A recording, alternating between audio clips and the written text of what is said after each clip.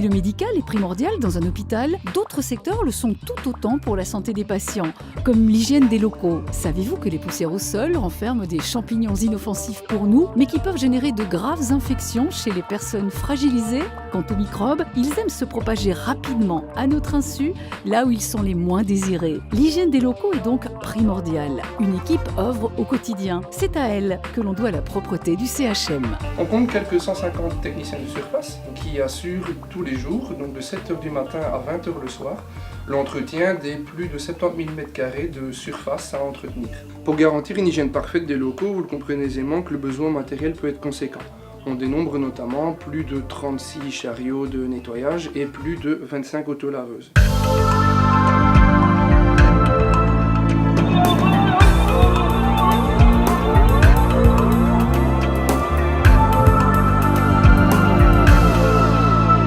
Pour l'entretien quotidien, plusieurs milliers de chiffons et des bandeaux de lavage rasant en microfibre sont d'ailleurs nécessaires.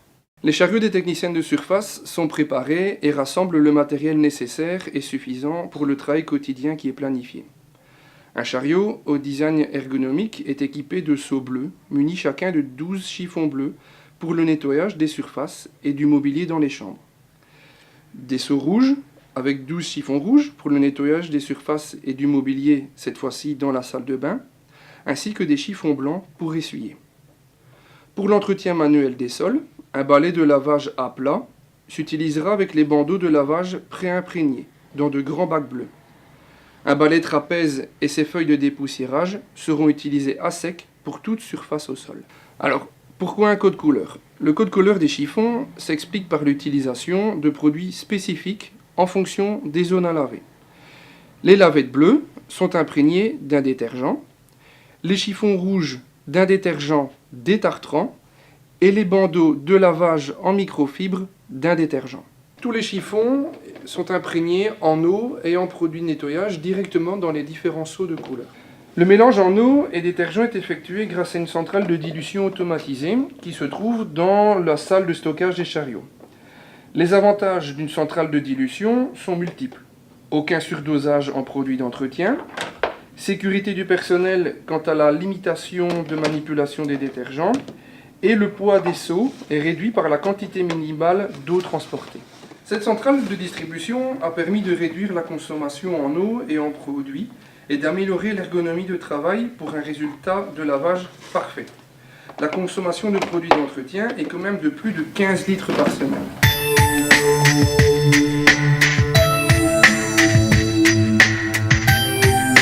Chaque service possède également une autolaveuse qui permet un enlèvement mécanique des salissures ou des micro-organismes qui peuvent être difficiles à éliminer par un simple passage manuel d'un rasant microfibre. Alors, il existe différents types de procédures de nettoyage des chambres et des locaux. L'entretien journalier, l'entretien hebdomadaire, le grand nettoyage, le nettoyage de départ, le nettoyage d'une chambre d'un patient infecté et d'autres cas particuliers. À chaque type de nettoyage, sa procédure. Toutes les étapes de chaque procédure sont notées dans le carnet de bord que complètent les équipes. Salle de bain et chambre sont nettoyées quotidiennement selon la planification établie en fonction des départs et des arrivées. Le nettoyage suit une procédure bien établie. Éliminer les déchets. Asperger de détergent les lavabos et la toilette pour une durée de contact optimale et augmenter l'efficacité du produit. Laisser agir le produit et rincer seulement la cuvette et les lavabos après le nettoyage complet de la chambre. Pour le nettoyage des salles de bain, on préconise le port de gants. Le déroulement des opérations s'effectue selon un ordre logique, du plus propre vers le plus sale, du moins contaminé vers le plus contaminé, du haut vers le bas. Le changement de lavette s'effectue entre chaque zone, chaque pièce et surtout entre chaque chambre. Les zones fréquemment touchées seront essuyées afin d'éviter le manuportage des germes. Lors d'un départ, les parties démontables du lit, du fauteuil et de la table de nuit sont retirées afin de procéder au nettoyage des zones non visibles du mobilier.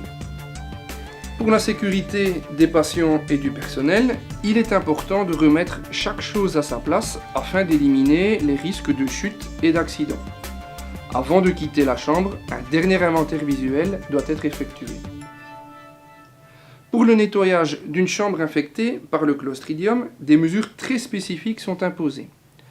La chambre infectée doit être nettoyée en dernier. Le personnel d'entretien doit porter des gants et une blouse à usage unique.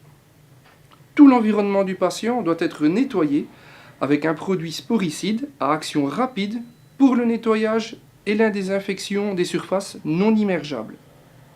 À la levée de l'isolement ou au départ du patient, les tentures sont évacuées et la chambre est à nouveau nettoyée avec le produit habituel, ensuite avec une solution d'eau de javel. Le personnel d'entretien ménager doit ensuite nettoyer et laver impérativement le matériel de nettoyage avec le produit sporicide. Brosse, ramasse-poussière, balai trapèze, balai rasant.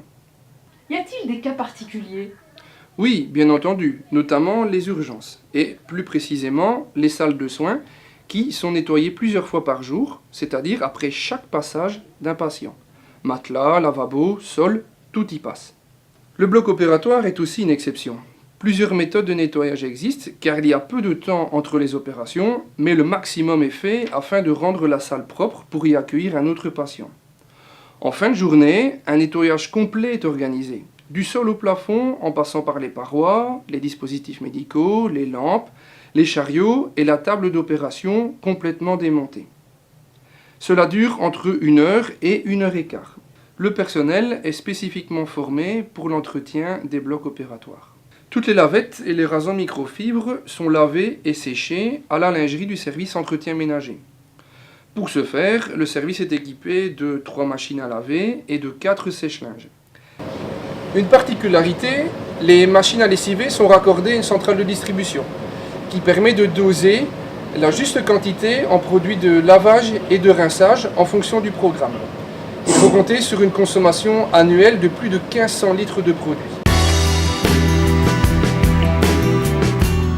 Les cabinets de consultation, toilettes, couloirs, restaurants, accueils sont aussi nettoyés chaque jour. Bref, en venant à l'hôpital, vous croiserez très certainement des hommes et des femmes qui, de bleu vêtus, sourire aux lèvres, effectuent scrupuleusement leur travail, conscients de l'importance de leurs gestes pour la santé des patients.